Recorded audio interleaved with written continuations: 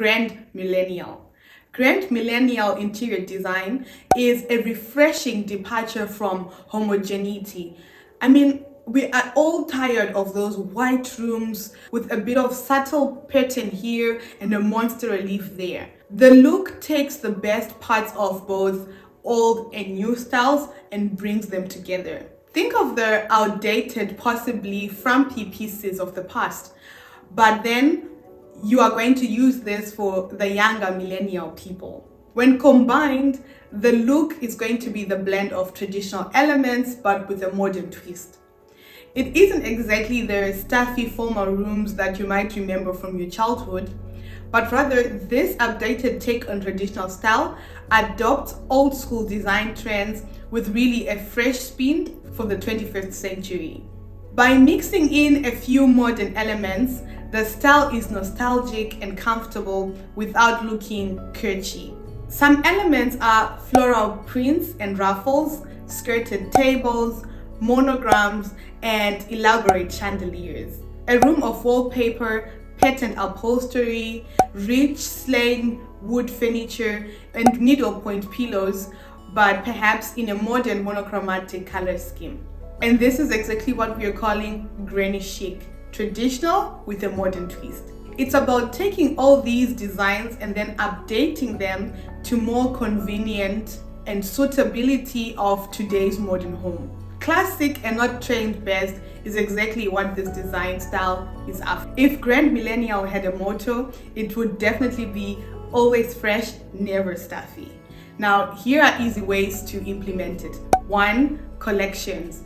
One way to turn up the dial on your design and add Grandmillennial touches is by bringing back and displaying your collections. Now, I'm not talking about your husband's G.I. Joe collection or your original Barbie dolls. Here, I want you to think granny chic. If you want to go all the way, begin looking for, say, some elephant figurines or whatever little knick-knack that floats your boat.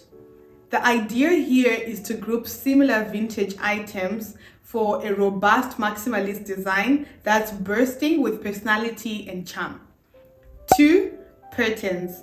What else belongs in an update of the past? Patterns, of course.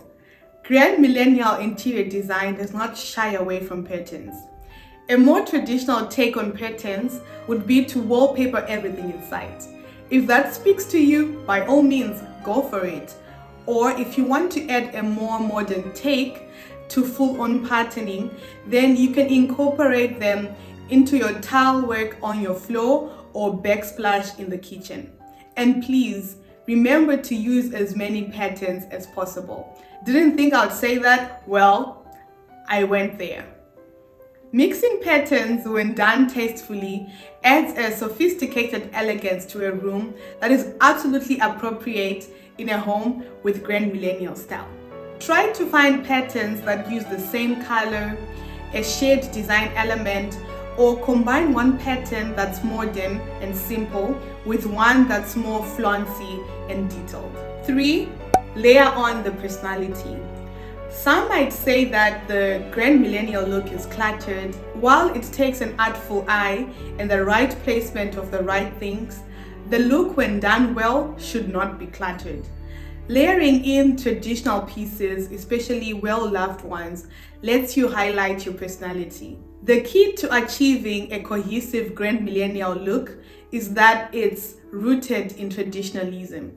Yes, you can incorporate pieces from all different eras, but be intentional about what you choose.